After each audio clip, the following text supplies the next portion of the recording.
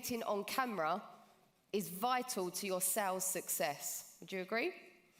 So our next speaker is an actor, a director, and a teacher at the Royal Academy of Dramatic Art in London. He's worked alongside some of the UK's most famous actors.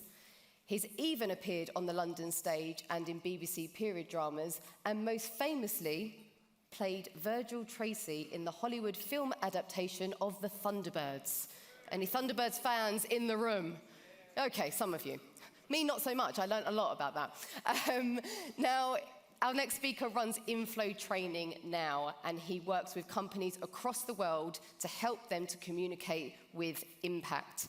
And today, he's going to be sharing some simple tools that combine the power of video and storytelling so that you can create your own star performance. I can't wait for this one. Please give a huge round of applause for Dominic Colenso and his sales shots. 5, 4, 3, 2, 1. I'm a little bit disappointed. I'm going to admit it that there aren't a few more Thunderbirds fans in the room, but I'll get over it. Just put your hands up if you love Teams and Zoom, selling on Teams and Zoom. Right, have a look around the room, ladies and gentlemen. There aren't many of us. Now put your hand up if you have to sell on Teams and Zoom. Who finds themselves having sales conversations? Exactly. So there's a disparity between what we actually have to do and what we find ourselves wanting to do. I want to try and square that circle for you over the course of the next 15 minutes. So I want you to leave the session today as hybrid heroes. How does that sound? Oh, all right, I'll go. How does that sound? Yeah, fantastic. Okay, so there are a few kind of key ideas, big tips that I want to get you thinking about. And the first one is this: how to make an impact. The first professional acting role that I had was playing David of Windsor, Edward VIII, in a BBC period drama called The Lost Prince.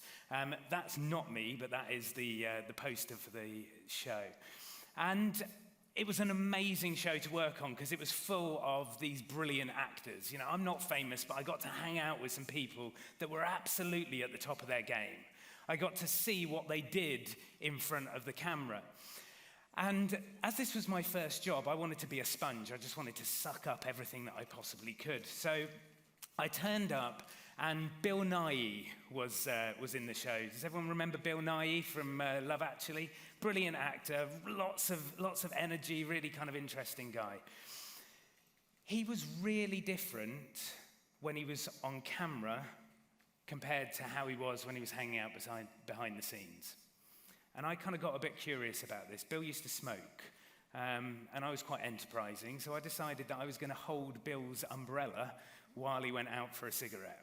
And that meant that I got to pick his brains. So one day I said to him, Bill, what's going on? When you're in front of the camera, you're doing something different. What is it?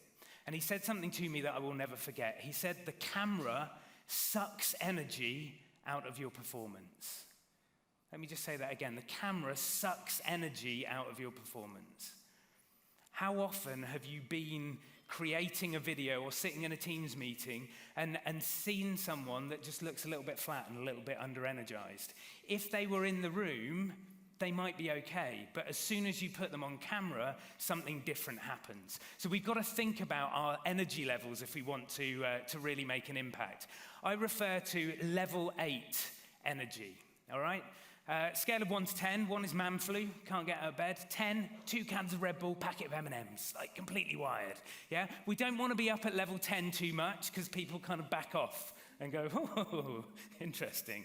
What we're aiming for is level 8. And the reason I say level 8 and not level 7, most of you are pretty bad at calibrating. So you think you're giving it a level 8, and actually it's coming across as a 6.5. Now it's after lunch. Did anyone have the cream cakes? They were quite nice, weren't they? As I look around the room, I'm not feeling a level 8 energy. I'm going to be honest. All right? So could you stand up for me? It's that part of the day. Come on. Just have a little bit of a move. Have a little bit of a stretch. Obviously, if you've got any injuries, then don't do anything that's going to get me sued, but just have a little, a little bit of a jump up and down. And do this with me. Just roll the shoulders backwards. Roll the shoulders backwards, very nice. And what we're going to do is we're going to walk the shoulders up towards the ears. I want you just to copy me. So you're going to go 1, 2, 3, 4, 5, 6. Have a look around the room. You all look ridiculous. Very nice. Take a nice big deep breath in, sigh out, and drop the shoulders. All right. Already looking around the room, you've upped that energy level. I reckon that some of you are at level 8. Most of you are about 6.5, 7. Could you sit down with this same level of energy? Keep it up there in the room. Yeah, give yourselves a big round of applause. That's very nice. Very good. It's really interesting, though, isn't it? When we think about our days, back-to-back Zoom meetings, back-to-back Teams meetings, you can kind of get on quite chirpy at 9:30, and then by 3 o'clock, you're sitting in front of the computer like this. Yeah, we've got to be aware. What we don't want to do is we don't want to carry the bad energy from a bad 9 a.m. where the prospect said no into the 10 a.m. Those two things are different. So in between those meetings, we've got to get up and we've got to move. And the same is true in a hybrid setting. Who's in hybrid meetings now where some people are in the room and some people are dialing in? Yeah, they're more difficult. It's like, oh my goodness, it's doing this. But actually what we need to do is we need to lead the energy in the room. And we need to lead the energy down the lens of the camera as well. So the days of level 5 meetings are gone. I want you to think level 8 all the way. Tip number 2, how to look good on screen. Don't worry, there's no makeup tips going to come here. I was really privileged when I did Thunderbirds to work with this guy, Bill Paxton. And what's brilliant about Bill is that he always knew where the camera was. By rights, I should have been center stage in that photo. That was my scene. I was doing important things at that keyboard, and he managed to get in there and be the main event. And I spoke to him about it afterwards, and he said, that's why they pay me the money. But think about it again. When you think about engaging with your prospects, what are they seeing? Are they kind of slightly seeing up your nose? Or are they seeing a proper kind of interesting, engaged, energized version of you? This is all about framing. Let's have a little bit of a play around with this. Rob, I hope you're going to help me with this. So let's think about the extreme close-up. Let's have a look. Have a look here rather than at me. Let's see what we've got. Yeah, like this sort of thing. When you're on the Zoom call and it looks a little bit like this, you're like, hi, it's a bit too close, right? Okay, that's enough of that. Then we've got the kind of CCTV footage. Yeah, we've all been there. Let's have a look. Yeah, hello. Yeah, like it's awful, isn't it? There's no connection. We can't build rapport. People say it's really difficult to build rapport on screen. Well, it is if you're doing this. Yeah? So we've got to really think about that dynamic. The other thing that we see quite often, we see the second screen syndrome. Yeah, we all been there. Someone's tapping away, and we get the profile view. Oh, yeah, what you're saying is really interesting. Yeah, I'm really, really engaged. Like, that's not going to cut it. We've got to get down the lens of the camera, okay? So what we're looking at is what I would call a medium close-up. Again, keep looking at the screen so you can see this. So we've got a little bit of space above our heads, and the arms and the shoulders are in shot. So that as we look down the lens of the camera and engage with our audience, it feels like we're there. It feels like we're connected. This is as close as it gets to sitting across the meeting room table from each other. Does that make sense? Thank you very much, AV team. That's wonderful.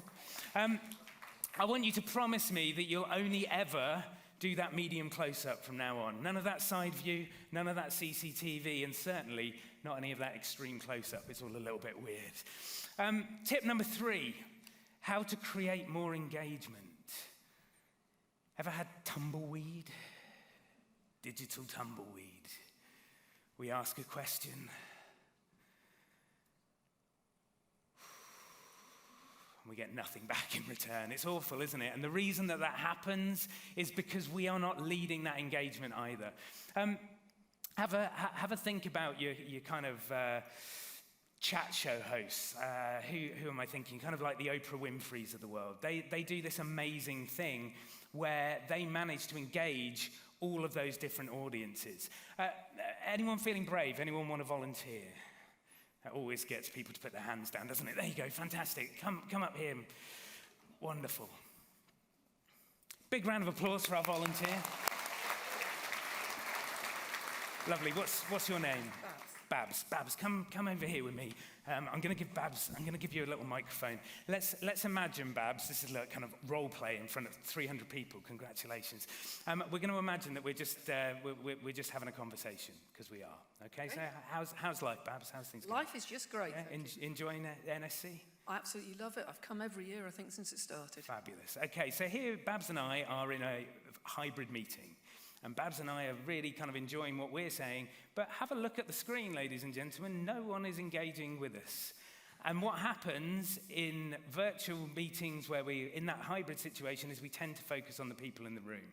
And what we need to do, Babs, if we want to engage our online viewers, is have a look down the lens of the camera as well. Yeah? How's that going?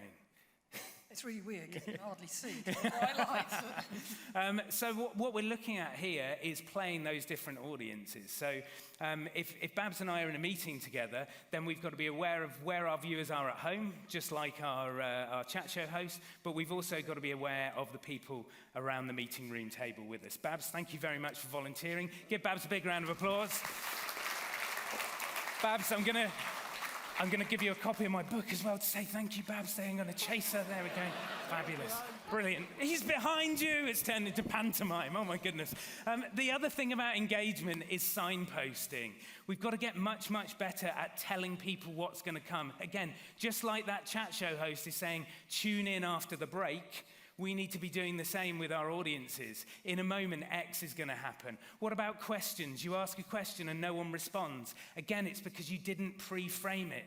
You didn't say, in a moment, I'm going to be coming back to you and asking you how you found this, or making sure that what I'd like to do today is give a 10-minute demo and show you how the tool works, and then we've got 15 minutes for questions. Pre-frame it to get that buy-in and get that engagement.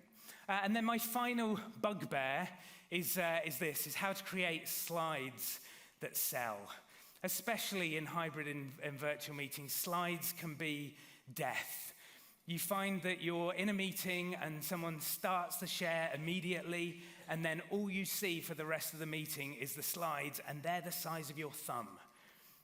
There is no way that you can influence people if they can't see your eyes. So we've got to get much better at using slides proficiently. Be aware of your screens. In here, it's lovely. They're huge. But when we're on a laptop, they're tiny. So make sure that you're really paying attention to that. I would say that your slides should pass what I would call the mobile phone test.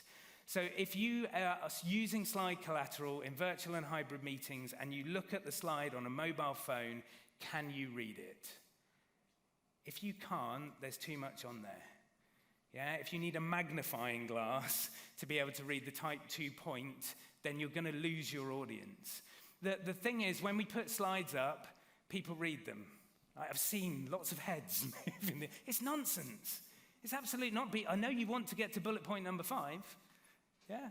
So we've got to acknowledge the fact that if we put it up there, people are going to read it, even if it's absolute rubbish. The best thing you can do is start to reduce, especially for these virtual and hybrid meetings. If you're sharing data, I'm imagining many of you share data. Don't share 57 data points on the same slide. I've got no way of controlling your attention. If your favorite color's yellow, you're going to look at the donut.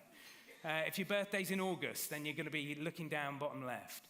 So what you want to do is think about how you build these things up. I would be looking at a worst case scenario of saying, right, let's talk through the Q1 through Q4 data. What's interesting about this next data segment is that 35% of people are blue. Then I'd be saying something about April through to August, and then finally I'd be talking about Region 1 and Region 2. Ideally, what I want to be doing is actually building that up for the audience. Yeah, I've got to take them on a narrative journey with me that they understand. My biggest bugbear in conferences and presentations are the words, as you can see from the slide. It's like, no, I can't. I've never seen this slide before. You know it inside out and back to front because it's your slide. But I'm seeing this for the first time. So can you build that up for your audience? It'd be something like this.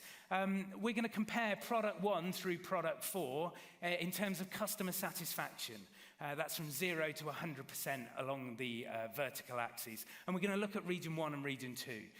In region 1, product 1 did this, product 2 did this, product 3 did this, and product 4 did this. And now if we compare that with region 2, product 1 did this, product 2 did this, product 3 did this. And what was really interesting was that product 4 did this. Ultimately, you need to think more like a video editor. You've got to think about how you keep the audience on the edge of their seats. We live and work in the attention economy. Your phones are pinging all of the time. The emails are popping up. They've got messages coming in on Teams. If you want to keep people's attention, you've got to get really, really strategic about how you do that.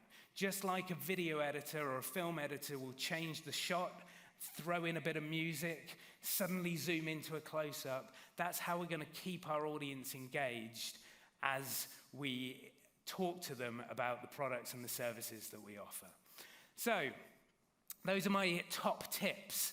I urge you to become those hybrid heroes, to really think about what you want to achieve from your meetings and not just find yourself jumping on Teams again, slightly under-energized, a little bit flat, but actually thinking about how you're going to pick up the energy, how you're going to create that level of engagement, how you're going to make yourself really nicely framed. And if you're going to use slide collateral, then make it work for you and keep your audience engaged. If you'd like some of these tips, I've got a checklist that takes you through a lot of this stuff. If you connect with me on LinkedIn and send me a message, I'm very happy to send that across to you.